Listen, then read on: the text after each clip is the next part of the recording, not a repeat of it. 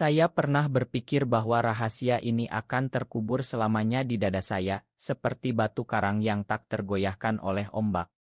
Saya pernah yakin bahwa keluarga kami, dengan akar Jawa yang dalam dan tradisi Islam yang kental, takkan pernah menerima siapa saya sebenarnya. Tapi hari itu datang, di pesta ulang tahun kakek yang ke-80, ketika segalanya meledak seperti petasan di malam takbiran. Pesta itu diadakan di rumah besar kakek di Yogyakarta, rumah joglo tua dengan tiang-tiang kayu jati yang kokoh, halaman luas dipenuhi tenda putih dan meja-meja panjang berisi makanan khas, gudeg bakpia, dan sate kelatak yang harumnya memenuhi udara. Semua keluarga berkumpul, paman, bibi, sepupu dari Jakarta, Surabaya, bahkan dari luar negeri. Saya, Ardi, anak sulung dari ayah yang sudah almarhum, datang bersama Rahmat, sahabat saya sejak kuliah di Bandung. Rahmat yang selalu ada di sisi saya, yang membuat hati ini berdegup berbeda sejak pertama kali kami bertemu di kosan kumuh itu.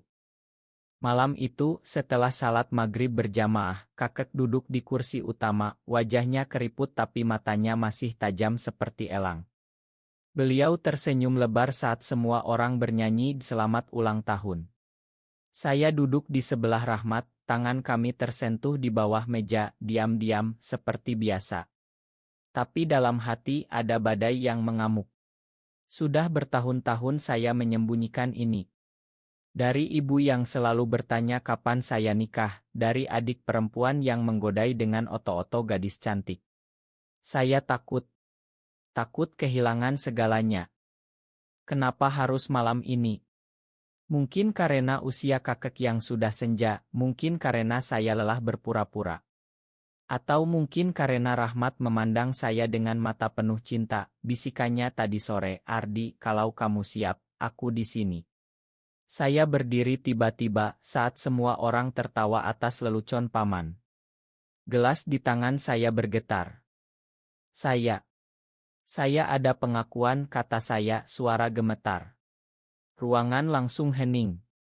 Semua mata tertuju pada saya. Ibu memandang bingung, bibi-bibi berbisik. Kakek hanya diam, menatap dalam.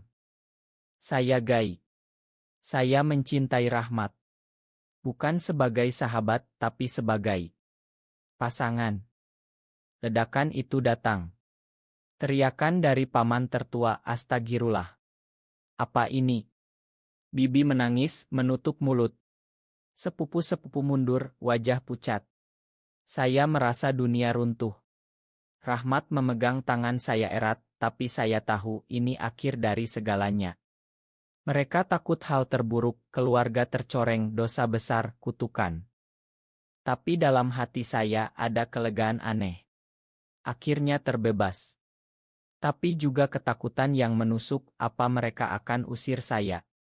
Apa kakek yang selalu jadi panutan akan marah? Malam itu berakhir kacau. Beberapa tamu pulang lebih awal. Ibu menangis di kamar, ayah tirinya diam saja. Saya dan Rahmat menginap di kamar tamu, tak berani keluar. Dalam pelukan Rahmat, saya berbisik, makan aku hancurkan semuanya. Tapi itu baru permulaan. Esok harinya, kakek memanggil saya sendirian ke ruang dalam joglo itu. Pagi itu, sinar matahari menyusup melalui celah-celah dinding kayu, menerangi wajah kakek yang duduk di kursi goyang kesayangannya. Beliau memandang saya lama, tanpa kata. Saya duduk di depannya, lutut gemetar. Apa yang akan beliau katakan? Marah? Kecewa? Atau lebih buruk, memutus hubungan? Ardi, akhirnya beliau buka suara khasnya yang dalam dan tenang. Semalam kamu bilang kamu gay. Saya mengangguk pelan, tak berani tatap mata. Hati saya seperti diaduk-aduk. Kakek adalah orang yang paling saya hormati. Beliau yang membesarkan saya setelah ayah meninggal. Beliau yang ajarkan salat, ajarkan nilai keluarga. Kenapa baru sekarang bilang? Saya cerita semuanya. Bagaimana sejak remaja saya sadar perasaan ini berbeda. Bagaimana saya berjuang sendiri, takut dosa, takut neraka. Bagaimana bertemu Rahmat di kampus, bagaimana cinta ini tumbuh pelan dalam diam Rahmat yang selalu sabar, yang tak pernah paksa saya coming out. Kakek diam lama. Lalu beliau tersenyum tipis. Kakek sudah tua, Ardi. Sudah lihat banyak hal di dunia ini. Aman Belanda, aman Jepang, revolusi, Orde Baru.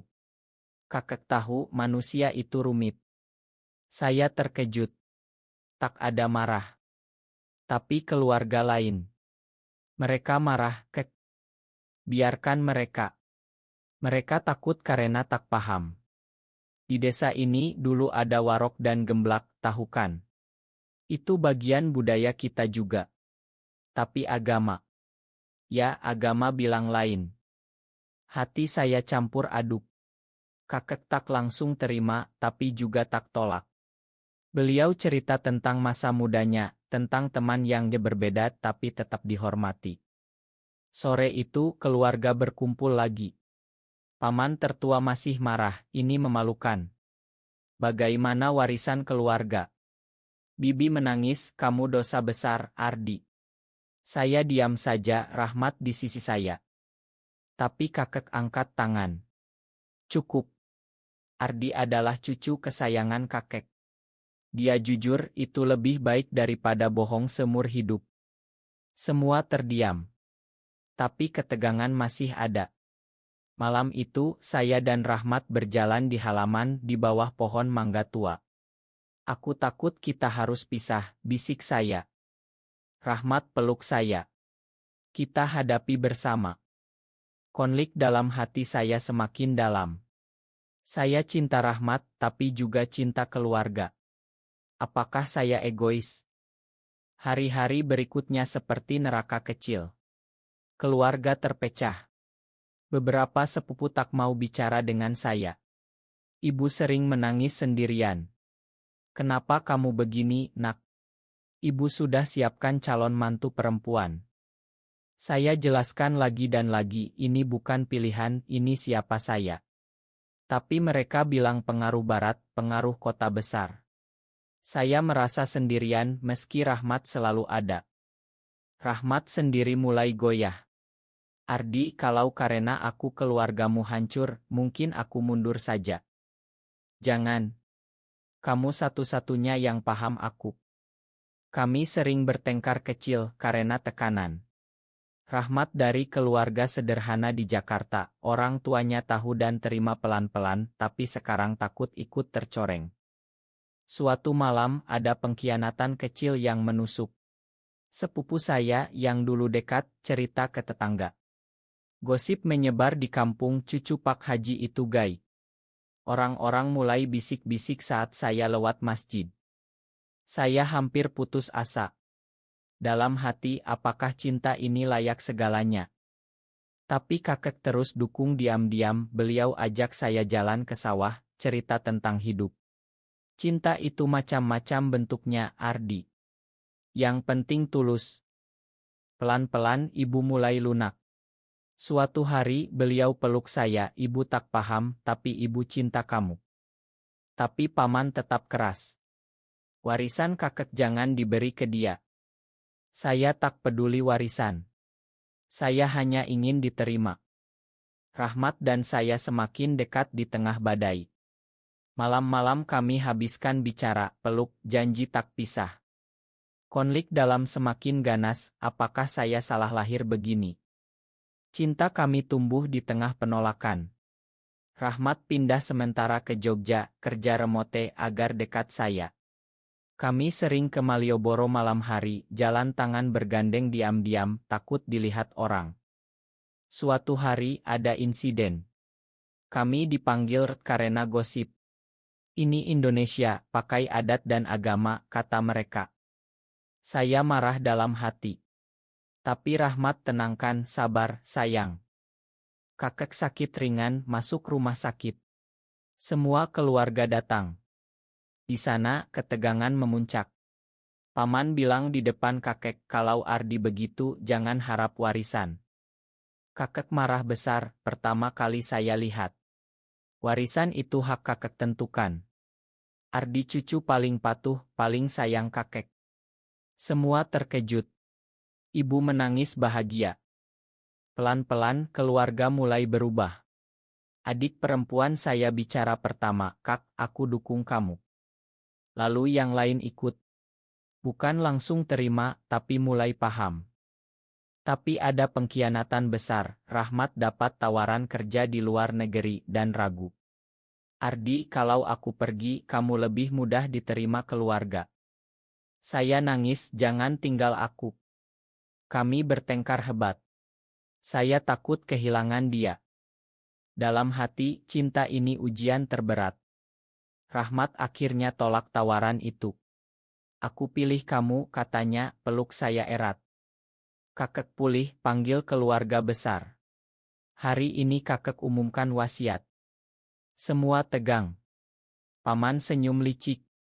Kakek baca surat wasiat, "Rumah joglo, sawah, semua warisan utama untuk saya. Karena Ardi yang paling setia, yang jujur." Paman marah, "Tidak adil. Dia itu." Kakek tegas, "Justru karena dia jujur, dia layak. Kalian yang takut hal terburuk, tapi kakek lihat Ardi bahagia dengan Rahmat. Itu cukup." Ruangan hening. Lalu ibu peluk saya. Yang lain pelan-pelan ikut. Bukan akhir bahagia instan, tapi awal penerimaan. Rahmat dan saya menangis bahagia. Konflik dalam reda, saya diterima apa adanya. Tahun-tahun berikutnya, keluarga berubah. Pesta Lebaran, Rahmat duduk di sisi saya, diakui sebagai pasangan Ardi. Kakek sering cerita ke cucu lain, cinta itu dari Tuhan, bentuknya macam-macam. Ada yang masih ragu, tapi mayoritas terima. Kami bantu keluarga bangun masjid kecil dari warisan. Saya dan Rahmat hidup bahagia di joglo itu penuh cinta tulus. Kakek meninggal damai, tersenyum lihat kami. Dalam hati saya, terima kasih, Kek. Kamu ajarkan bahwa keluarga sejati adalah yang menerima, bukan menolak. Cinta kami di tengah Indonesia yang kompleks menjadi bukti ada harapan, ada penerimaan, ada kemanusiaan.